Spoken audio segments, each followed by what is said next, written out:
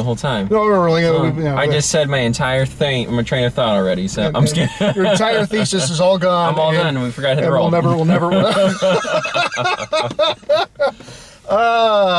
So hello again. Hello. We're back. We're off a brief hiatus to see the movie The Hate You Give. With the letter U. With the letter U, yes. Well, from the acronym Thug. Thug, yeah. Yeah. So, they really did explain that well in the movie, actually. Yes. I went in not really understanding it, and I was like, oh, that really explains it a lot. It did, yeah. It was from Tupac. Yeah. Is where it's from. You know, I feel the elephant in the room is to immediately say that it's very obvious that we are two very white guys. We're fish out of water. We're fish out of water. Movie. But honestly, I have to say that I think that made it really, really powerful. Yeah. You know, I really liked this movie. I mean, just to jump right ahead to my thoughts, I really liked it. It was really powerful. Yeah. Really, really well done. Really engaging. Incredibly engaging. And I mean, just, talk about just a movie about our times and about, capsule of our time, really. Yeah, a capsule of our time. Current civil rights going on right now.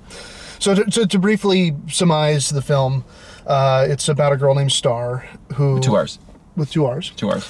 And she is, she's from a community that is a predominantly black, very poor community, but she goes to school at a private school. Very expensive private school that is primarily white. Yeah. So she starts the film kind of talking about the duplicity of her life in that she is 1 star at the school and another star at home. Yeah, in her neighborhood, with the parties that she goes to in that neighborhood and the parties she goes to in the affluent neighborhood. Exactly. Though we never saw a party, I got the idea. I'm like, oh, you behave differently, even at those parties. Right. So after one of those parties, she reconnects with an old friend. Very fun. Like, they grew up together. Exactly, yes. And there's you probably know it from the trailer, but there's an altercation where they're pulled over by the police officer, white police officer. Her friend reaches for a comb. The police officer shoots him, thinking it's a weapon. It's a weapon. So it's directly commenting on what's going on in what the is absolutely going on in the country right now. So from there, the movie is very much about the aftermath. The aftermath, yeah. and it's incredibly complicated, but not like confusing. I guess I never felt confused. No. Watching the whole thing was it because we're adults, we know what's going on in the world, and watching the whole thing, I'm seeing exactly where this is going to go. Right. And now that the moment happened, it's like, well, I don't really know what happens to the individual after that point, because for most of America, we kind of see everything happen from the news standpoint, where things get spun, and pundits that come on and they give their opinions, blah blah blah. But this one wasn't an opinion. This is Star trying to live through what she witnessed, because she was the only eyewitness to what happened. And the again, like I said, it was complicated because it is complicated, and I think that's what this movie, I think, did a really nice job of explaining, was just how how messy everything is. I mean, here to be the typical white douchebag. I feel like I have no clue what it is to be black. Right? Like, that's the thing. Is that, and I think that's the smartest thing to say up front, is that I do not know what it is to be black, and I will never know. It is impossible for me to know. 100% agree. So because of that, there is no way I can comment on, well, I really think they should do this, or I think they should have done this, or I think they should have thought like this. I don't get to say that. Yeah, and you're talking for like character motivation. And, absolutely. And okay. Well, and to think like, where their emotions are. But what is incredible, and I think the movie does so well, is to someone like me, who grew up with all the white privilege. I'm from a middle class home, and I have all the advantages that come with being white and male, all of those things. I have no clue what it is to experience these things. Yeah. But I think the movie did a wonderful job of exposing it to me. Now again, I didn't experience it. I will never know what it's actually like. But to see getting you a guy's their point of view on these things. That's why I think cinema is such a powerful tool for social change. I think this is a movie's strong point, is that it's not trying to give an answer. It's just trying to show a perspective that majority of Americans don't see. Absolutely. And I mean, this movie, I hate to compare it to Moonlight because they're actually very different films. Oh, but Moonlight is another one of those movies where you watch the film and you're like, I don't understand this type of poverty, this type of culture, and this gave me a very good lens into it that I have more than just sympathy but empathy, where you can't help but feel so much like a I don't know, I'm trying to get you feel so much for these characters. Oh yeah, well no, I mean the thing is that it you know, so quickly news or pundits or particular interest groups can categorize something to make it comfortable. And that's what happens a lot with these shootings, and they do it in this movie, where the boy that was killed, his job was he was a drug dealer. Yeah, now, he was not dealing drugs at the time. He had no weapon. He did nothing threatening. They just talked about it. They're like, how do you make your ends meet right now because your mom or your grandmother his grandmother has had cancer. His you know And growing up in a world of extreme poverty, there are no other options. And especially what the dad said, in that neighborhood, there's no good paying jobs there. Exactly. So, you know, but, and the movie does this, and we see it all the time in real media. Very quickly, everybody was quick to say, oh, well, he was a drug dealer. Oh, well, then never mind. Well, forget the fact that he didn't do anything. Her friend at the school, who was such a bitch, by the way, I hated her like best white friend at school became such a bitch. But she told him, it's like, well, your friend was a drug dealer, so he would have gotten killed anyways eventually. And I'm like, oh, bitch, you did not go there. Oh yeah, you did not go there. What I think is also interesting to comment on is that in before all of this happens, Star comments. She narrates through most of the film. She comments on how all of her white friends get to act black. And it's true in so much of our culture. It's almost like... We take from black culture, but we don't have to... We're taking what we think is amusing, but we're not really understanding that comes from a lot of hard experiences. Right. Yeah, exactly. Yeah. You know, we get to act hip or do something that, or say, you know, some, you know, thing that seems like a hip or take like gangster handshakes. Right. Yeah, exactly. Make it like cool, but then immediately go back to being white and not having to worry about any of the problems that happen in the black community. You get to go home and live in your giant mansion, which those kids lived in the movie. And I was like, those were huge. I don't live in a mansion, but holy shit, you're right. Well, I mean, one of the kids was driving a Range Rover. I was like, yeah, I have a Range Rover as a 16-year-old. Jesus Christ. But like, but the juxtaposition there is very huge, clear. And it's very vivid. My only problem with the movie, and it's my only problem, is I did not like the voiceover. And maybe that's because that's personal taste. And I'm getting to this point now where I liked the movie so much, I was watching thinking, how would I do this movie? For me as a cinematographer, as a filmmaker, how would I do differently in this movie? And I would get rid of the voiceover because I think it was just too on the nose that really if you just showed these, like in Moonlight, there was no voiceover in Moonlight and you showed the actions happening. Instantly, as someone who doesn't come from a background like that, can instantly start to understand, especially that juxtaposition, showing what it's like walking around in a neighborhood and showing what it's like with all the rich white kids in the school doing the same hand gestures. And I'm like, what the hell? You guys shouldn't be doing that. I think it achieved it both ways. It didn't ruin the movie whatsoever. Right. I'm fairly certain this is based on a novel. So that a lot of that inner monologue of Stars, I'm believing, is coming from the novel, and it was. And that's a lot more of a direct adaptation. Right. They're more trying to be true to her inner thoughts and her inner monologues through there. So that would make sense to me. I also agree that I'm not a huge fan of narration. Yeah. You know, I always try to consider showing things through looks and how things. I honestly, as a filmmaker, that's more challenging. 100% more challenging. Because if somebody says, I'm going to do this, well, then okay, we told them. Oh, cool, thanks for telling me. You see what they're doing, you figure out. I personally find that. But I agree that in this case, I wouldn't have done it, but I think it worked just fine. Because like Scorsese does narration all the time. This narration, it wasn't Scorsese narration where it's like filling in years at a time, you know? But it really did kind of speed up us understanding what she was thinking and getting us up to speed with her neighborhood, which really helped. But I think I think they should have took a risk and just did not do the narration. But again, if that's my only problem with the film, they did a fantastic job. It was great otherwise. I really don't really have any problem with the film. Even, you know, I think that's a good note. That's a nitpicky Right, that's a nitpicky note. That's a little ticky-tack note, and that's fine. I totally agree with why you would think that. But no, really, I thought, I mean, this one probably is going to be one of the Oscar contenders, I think. I actually think so. You know, I think because performance-wise, you know, you have some great actors in there. I think Maverick, he's going to get Best Supporting. I'm going to put the flag in the ground right now. The actor who played Maverick, I need to look his name up. He's going to be Regina huge. King was really good, too. Oh, yeah. She was, she was good. Playing her mom was, and then honestly, the girl who played Star. Oh, she's going to be a breakout. I think so. this is going to, she's going to explode onto the scene, and everyone's going to freaking love her. I feel terrible not knowing her name. I could always look it up. We do feel terrible. We know him as the characters. Well, she's new. She's new. I've not seen her in anything. The other movie I saw her in, I believe it's her. Okay. I could be wrong. Wait, we're going to look it up. Riff for me, riff. I'm going to riff. Vamp. The other movie I think I saw her for was, I think it was it looked awful. I think it was The Darkest Light. Because when I saw the trailer for The Hate You Give, I'm like, is that the girl from The Darkest Light? And The Darkest Light was terrible looking. I never wanted to watch it, but I'm watching this thing. I'm like, if Mandy Moore is your guide, terrible. Okay, what's her name? Amanda Stenberg? Yeah, Amanda.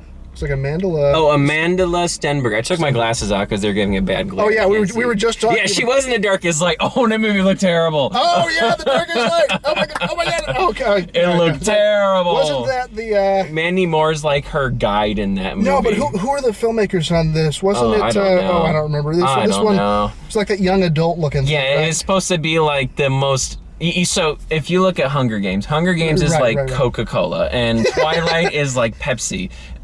This movie is like not even RC Cola. It's like name brand cola. Like store brand cola? It's store brand cola. You're watching Darkest Light and you're like, I guess this is young adult, but this is like store brand version. It's good, whatever. It sort of tastes like this is an Easter party. We're not going to shut out the money. That's what that movie These aren't my real friends. That's what it felt like. Bringing out actual Coke for these people. Bringing it back. Bringing it back to the current movie. Oh my god. Okay, all right, yeah. I'm sure there's a lot of people worked hard on that movie. I don't mean to rag on it, but I watched the trailer and I was like, no, this is gonna tank. I swear to God, if they touch my Diet Shasta, I'm gonna be so pissed. No, I think the Virgin's like the RC Cola or the Shasta. You know? Maybe, that's true. That's true. Didn't they not make one of those movies? Yeah, they didn't release the final one. There was a cliffhanger. Oh my god. Man. See, that's the problem with like doing these reviews when it's a really good movie. It's like because we just love the movie and want to gush about it. But like the funny stuff comes from making fun of bad movies. Yeah, I know. It's such a shame. It's a shame. You know, it's a shame that this was such a great movie. This movie made me laugh a lot, though. There are a lot of funny scenes, and and it's the type of empathy funny that you're like, oh no, I'm like with you. This is funny. Like when she brought the boyfriend home to meet the dad. Oh my god, that was great. Well, you know, and like what was interesting, and again the complexity of the film was her boyfriend was a rich white guy. Very rich white guy. He had a Range Rover. Right. But what was interesting is that, like, you know, he, in his own way, tried his best to be there for her. And to understand. Yes. And see the other side. And yes, he tries. He actually tries. I think that's what's important. It's not about, you know, it seemed like what they're saying is it's not about, you know, everybody has to be, you know, fully woke or whatever, but just try. Well, let's try. Just try to understand. Understand that you don't know that world. But like the best thing he did in the movie was when the just before the riot, I think everyone's marching. He looked at her. He's like, "What can I do to help?" Yes. Which I think is more like at the moment. There's like a little kid and not so little girl, and they're like, "Well, we gotta get him out of there. There's a riot." Right. But I saw the bigger idea where it's like, "What can I do to help?" And it's like, you know.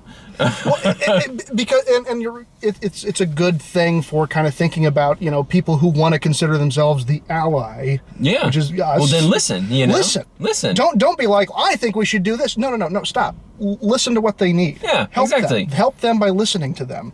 And I think that was a nice message. It was a nice message. The hardest hitting scene actually for the entire film for me that hurt the watch was the conversation she had with Common in the kitchen because Common in the movie is her uncle. Yeah, it's her uncle. And he's actual cop. He's like a wealthy cop. He had like a big mansion. He's like up there in the chain. Right. But they had to spend the night at the house because the gang was very unhappy with. Sorry, checking focus. Can we continue? Oh, is it? Oh, did I blur it? No. It's fine. No, it's fine. You're talking good stuff. So, anyways, with the so anyways, they have to spend the night at the uncle's house, and he's a cop, and this is like she's gonna go to the grand jury soon to say her piece. She's like, this guy murdered this, my friend, and she's talking to Common, who's a cop, and she's like, what do you think about this? I think I'm like really paraphrasing it poorly, but he explains his perspective as a cop, right? And it's like, and it's not like I don't trust you, blah blah blah. It's like he goes down the list of exactly what a cop thinks, right? And you're like, oh man, this is complex and messy. Because and that's what it is. And to think that, and again, this is one of those things pundits and other people like to get on. It's like, well, what about the cops' lives? Aren't they met? Well, okay, shut up. Shut up. One. Shut up. And two, he's talking about what the police officers actually go through. Went through his mind. And to think about our police officers and our police force, and it is their job to protect us and to keep us safe. And so he goes through this idea of you see a car and you're always worried, what are they going to do? And if they're talking to each other, are they making a plan? And he goes through all this list of all these things of police officers, which are all scary things, and and they've experienced which real police yeah. officers experience. But I think, and so you realize, and he even says, Common even says, it's complicated. We live in a complicated world. But he gets to the point where he says, when he's talking about pulling over like a black person, he talks about, if I see a gun, I shoot first. Yeah. And that's what he says. But then Starr flips it on him and says, what if it's a white man in a Mercedes in a very wealthy neighborhood? And he pulls something out and you don't know what it is. What do you say? And he looks at her and just goes, I say, put your hands up.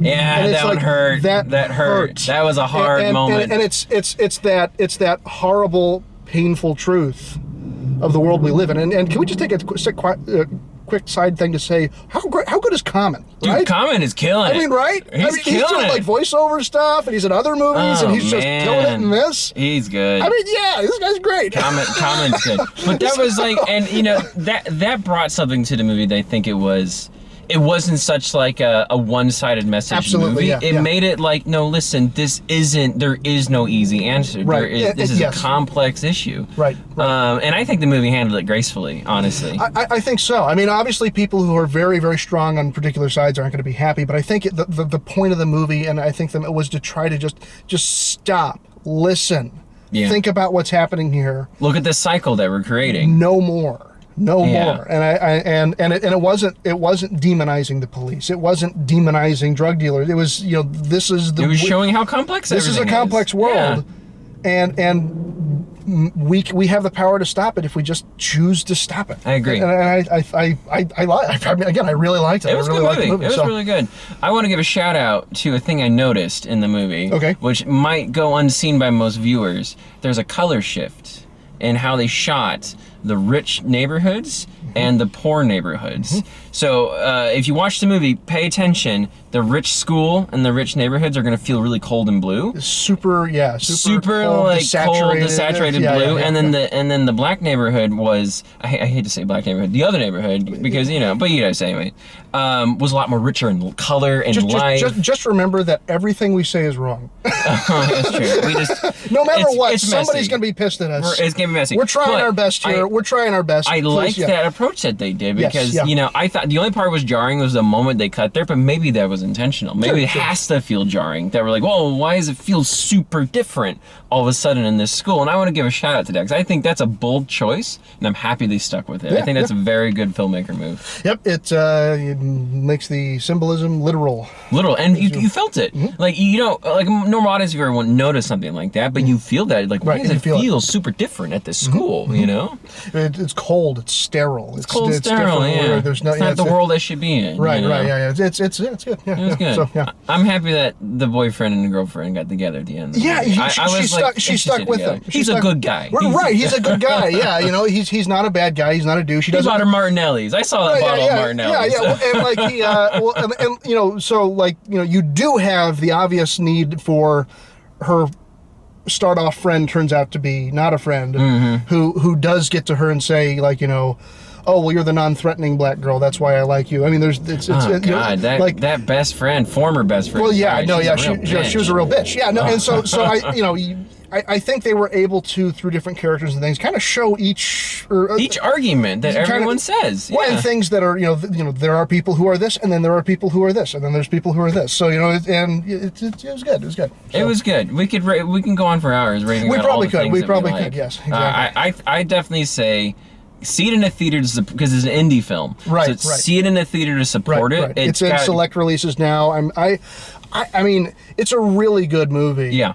I think they're planning on doing a wider release. So if it does come to you, yeah, it's totally a recommend for me. If you're in the California area and you have the time, go to AMC Burbank 16. It's in the best theater. It's in the Dolby. What is that? No, that's the Prime. The Prime. And it's got recliner chairs. Oh my God, and yes. it's really soft carpet that you walk on. I know, yeah. I was walking on this carpet. I was like, oh my God, why is this movie in here? And then you watch it, you're like, this movie better be in here. Yeah, this movie, yeah. It deserves to be seen on the big screen. Definitely. It definitely deserves it. And then, yeah, it's a powerful movie to see, especially if you sort of follow the news. I mean, I consider myself somebody who follows the news, pretty regularly. But it was shocking and jarring to me to get this point of view. Yeah. In this world, it's hard to see. It's something we like to look away in our everyday life. And I think this movie doesn't force you to look at. This movie just says you have. No, I guess that is forcing. But it's like you have to watch. Well, it's a mirror. It's a mirror. That's better. It's not so much the hammer. I mean, it's kind of, it does both, I guess. If you want to do the art as the mirror or the hammer, but really, you're getting real 101 schooling there. But I mean, you've never had the art as a hammer or mirror class? I actually have not had Oh my God, you haven't had art. Oh my God, how am I able to make a living so far? I don't know what I'm doing. You're fired. No, art is either a hammer or a mirror. Our art is either a mirror to show you something, or it's a hammer to tell you to change. Oh, and this was kind of both. This was kind of both. It reflected very much the world as it is now, but it does give a hammer to try to make change. I think this movie reflected the world, and it gave you the hammer, and it's like, you can change this mirror. You just passed junior college art 101. God. So. Oh, thank God. Because I have a bachelor's degree in art, so this is not good. That about $5 will get you a cup of coffee. So, thank God. All right. Oh, yeah. So, all right. Well, I think we've exhausted our time here. So, yep, definite recommend for me. Thumbs up for me. Thumbs up. We're the first ones to do thumbs up. Really? Don't worry. Only the Patreon people will know. We're screwed. All right. All right. Well, It was a pleasure. It was a pleasure. All right. We'll see you guys next time. Bye.